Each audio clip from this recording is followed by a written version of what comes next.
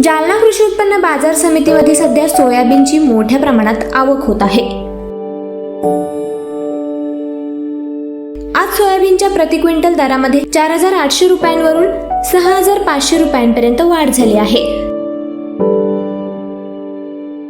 आजचा सोयाबीनचा भाव 6.5 पर्यंत गेला आहे, पण पुन्हा बी अपेक्षा अशी होती की 8 ते 10 पर्यंत जायला पाहिजे होता। उत्पन्नात घटही झालेली।